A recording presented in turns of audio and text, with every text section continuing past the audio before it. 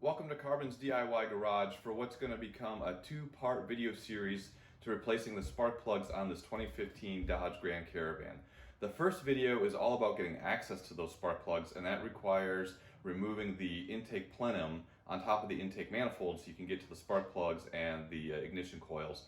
So there's a lot of other reasons you might need to take off this plenum. In addition to the spark plugs, you've got the fuel rail, and then of course if you want to remove the intake manifold or get any further down below that. So it's a involved process for getting the plenum off, but it's not horribly complicated. There's just a whole lot of steps. So I'm going to walk you through that, how to remove it, then how to reinstall it, and then I'll do another video that actually shows replacing the spark plugs. So if this video is useful, I appreciate a like and a thumbs up, and subscribe to the channel if you want to keep following along on all the other content. But let's go ahead and get into this 2015 Dodge Grand Caravan. So the first thing we got to do to get access to that intake plenum is to take the cover off and expose the plenum itself. And there are 4 rubber grommets that hold it onto 4 posts here on the plenum. So we just pull that straight off and set it aside. So there are a bunch of things that we're going to have to disconnect and remove in order to get this big plastic piece off of the top of the intake manifold. And that's actually what we're trying to accomplish here, is get this big plastic thing off. So this air hose needs to go, the top of the air intake needs to go. We're going to leave the throttle body on, but all of the hoses and cables and connectors that are back here have to be disconnected. And there are a couple of other push pin fasteners and things like that that we have to disconnect. And then a couple of brackets, a couple of nuts here on the front and a bracket on the back, all so that we can remove the 7 bolts that actually hold this thing down and we pull it off. So let's get started. I'm going to take this hose off first. It's simple. Pull it off and pull it off. And this van's got 100,000 miles on it, so a lot of twisting to break seals and things like that are going to be required. All right, to get the air box off, there's 3 clips that I'm sure you're used to, because that's how you open this up to get to your air filter. So we're going to unclip these.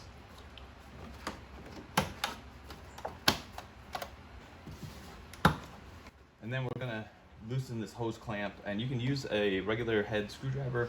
I'm going to use a 5/16 inch socket and just loosen it up.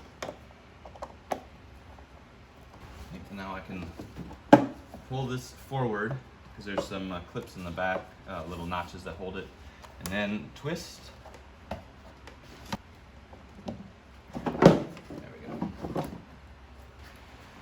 So on some vehicles, this power steering hose is connected to the box here, the air box. On this Grand Caravan, it's not. It's actually connected to the valve cover. So you don't have to worry about that, but you might have to pop free this little push pin to get that off the air box if it's connected over here. Next, we're going to remove this electrical connector for the air temperature sensor, I believe, and that's just simple press and pull. Super easy. There is a push pin right here that we're going to have to deal with next. So I could not get that push pin, the centerpiece, to come up and out and have it come out cleanly, but I used a screwdriver and was able to pry the whole push pin out. So the front part is free now, and the back is still connected because there's 2 rubber grommets in the back, just like the dust cover on the engine. And so now we need to lift it up in the back and force those grommets off of the little posts back there that's holding it down.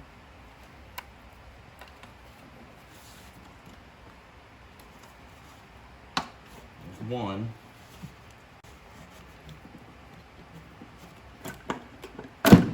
There we go. And then just wiggle it on out.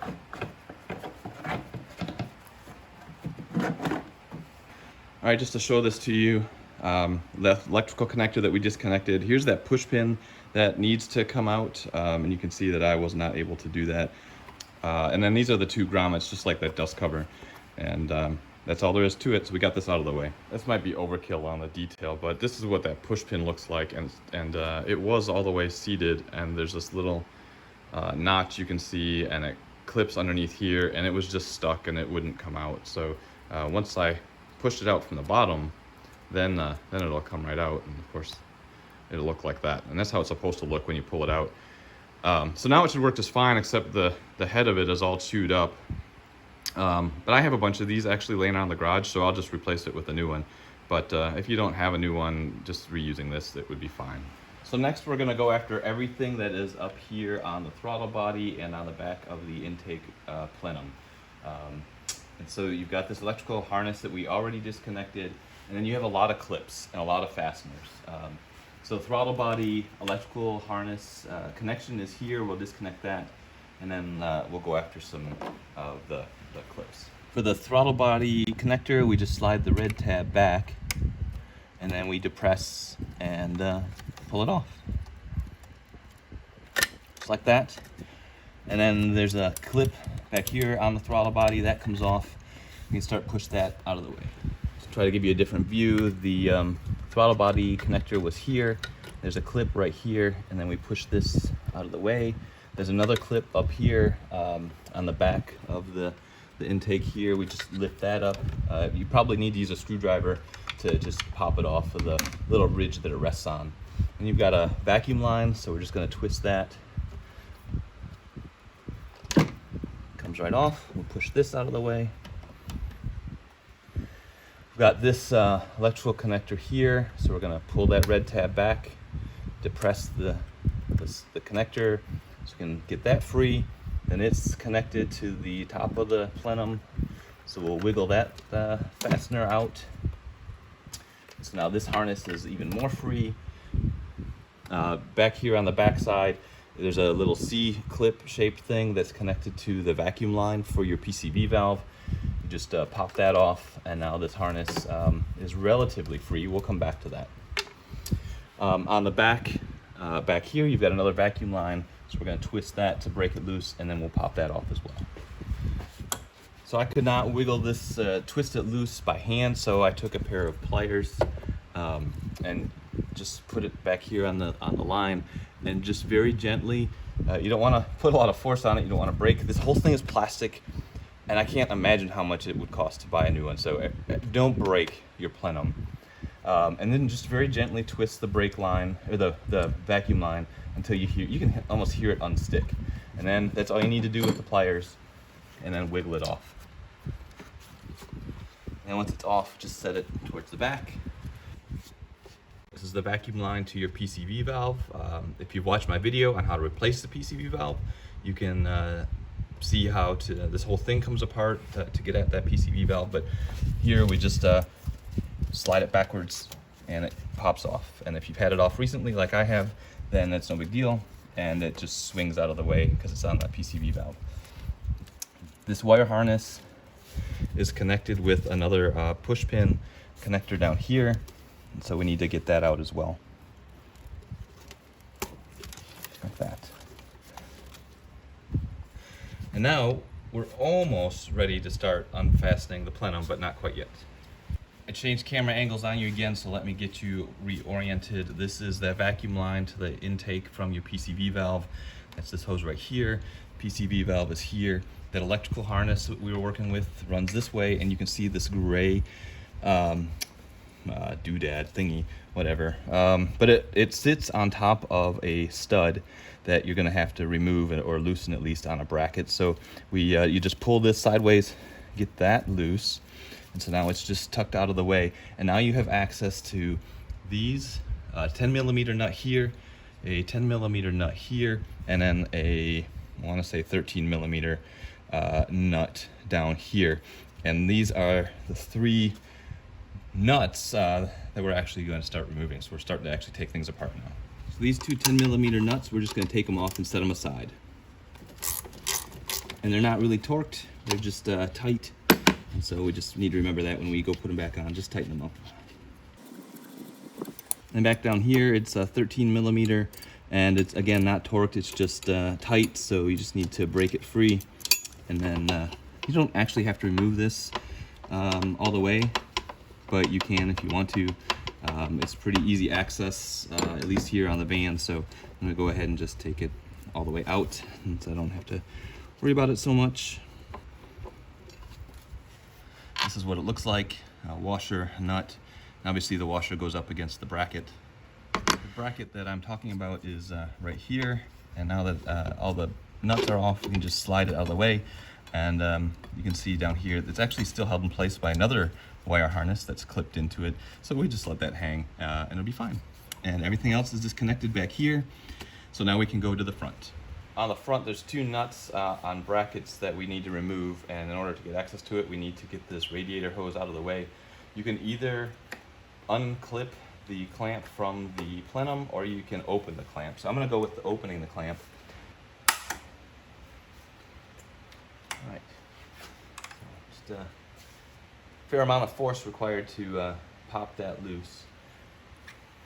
And there we go. Now we just pull it out and just set it up here a little bit. So there's two nuts that you can see. One is right here and one is right here, and they are 10 millimeters. So we're just gonna take our, I've got a ratcheting box wrench. You can use a socket and ratchet as well, and get these off. There are 7 8mm socket fasteners back here that are actually holding the plenum onto the intake manifold. You're going to need to use extension and then the socket. Some people use electric driver to get them out to go faster. I tend to not do that, so I'll do it all with the ratchet. And once you, for the ones that you can reach by hand, once you get them up, they'll actually still be captive, but pull them up a little bit more and twist them loose another turn or two to actually have them engage with the plastic on the plenum. And that will keep them up so that when you go to remove this thing, you don't have 7 bolts hanging and trying to catch on all sorts of stuff.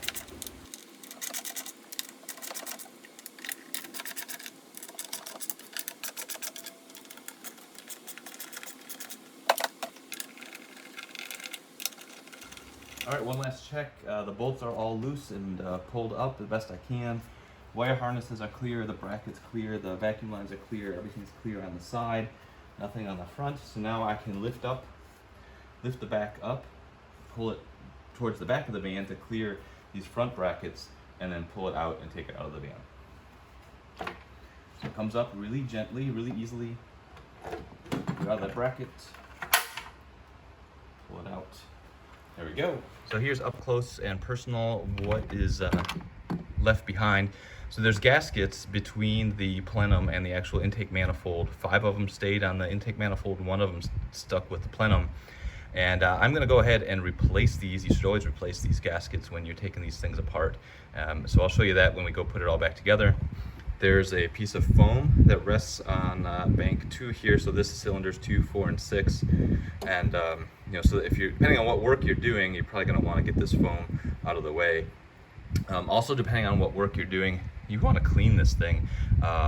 You don't want anything getting inside your intake, inside the motor. So you would cover this area probably after you remove the old gaskets. Cover the whole thing up, clean it up. Don't let any dirt and dust get in there. If you're removing spark plugs, same thing. You know, it's pretty dirty down here, so you want to clean all that up before you open your spark plug area and really the engine itself to some potential dust.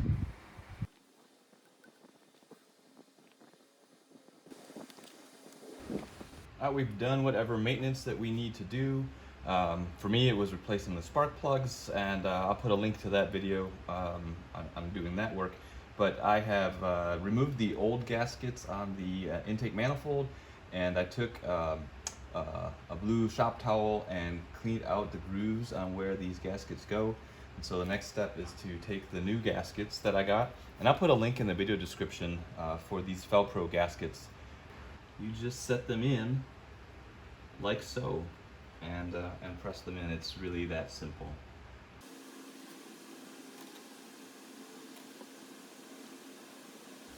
So I put my little cardboard back on top of the intake manifold. That's because I'm going to put this piece of foam back in place, and it's kind of dirty. I don't want stuff getting into the engine. So this foam has 2 holes in it, and there are actually 2 little plastic posts on the valve cover that go into these little holes. So you just line that up and press it in place. Pretty simple. On the bottom of the plenum itself, I want to prepare that as well, and it's plastic, so don't use sandpaper or your grinder to clean this up, the gasket mating surfaces. I'm just using a shop towel to get most of this stuff off. and it's largely just a little bit of oil. And then I've got some alcohol. I'm going to spray it on this rag and clean it up. And that is all there is as far as prepping the bottom of this. Installation is reverse of removal. You're going to bring it in a little bit from the back, and you want it to get into the, you can't see in what I'm pointing to, but the holes where this front bracket, and then it should rotate down and sit smoothly on top of the gaskets, and all the bolt holes should line up. You don't want to force anything. And remember, I've got the bolts backed out, so they're not going to get in the way either.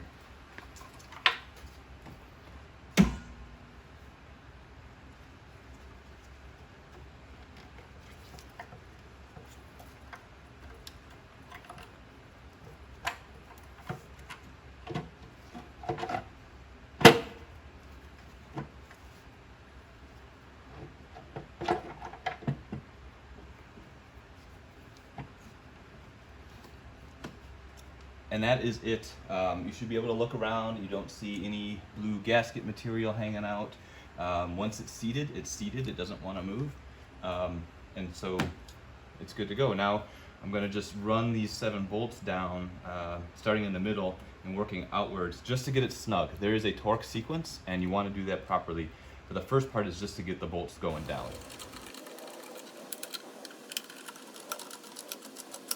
So these first bolts are definitely engaging with the holes on the intake manifold, so I know I've got it lined up properly.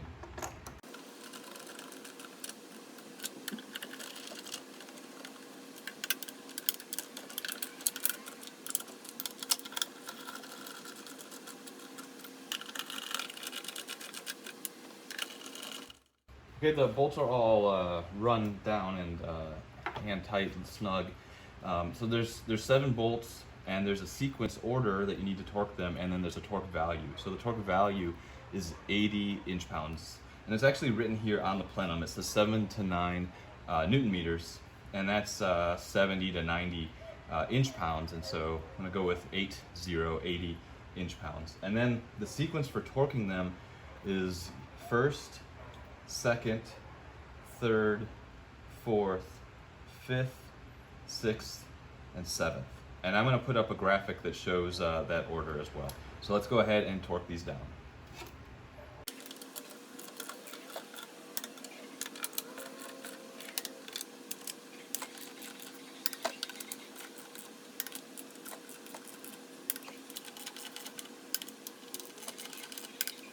And I'm just going to run through it again just to make sure they're all still properly torqued.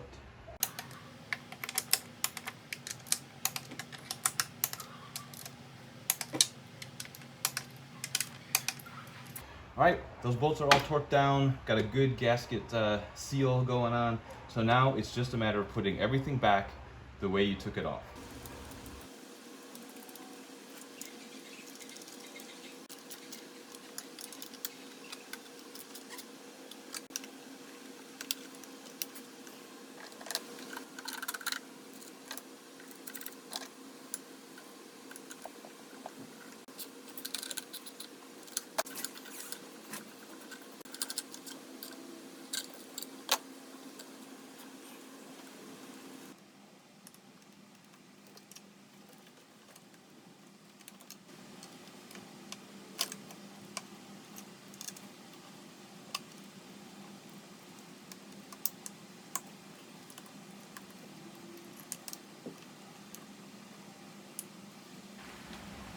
When you go put this air box back on, it has a little boot that goes over the throttle body. That's the kind of the connection. And then you can also see inside the air temperature sensor. So you're gonna take a look at it and see if it looks broken, if that needs to be replaced. But if it's broken, then you'll be getting engine codes too, I'm sure. But anyway, it goes in. Just kind of have to wedge it back in just the same way you got it out.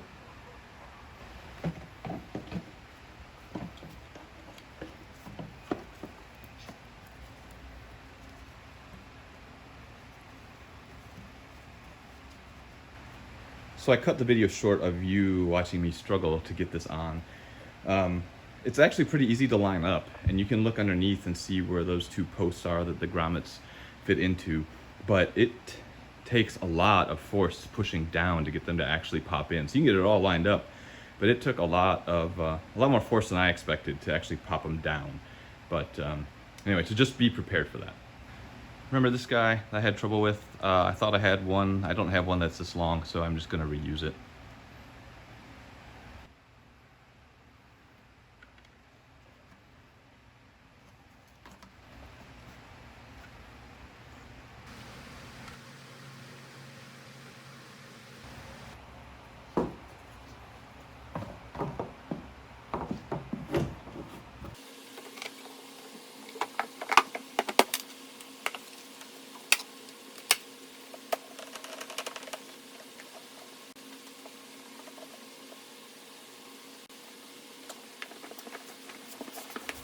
All right, my friends, that will wrap it up for removing and replacing or reinstalling the intake manifold plenum so that you can get underneath it to do whatever work you need to get done.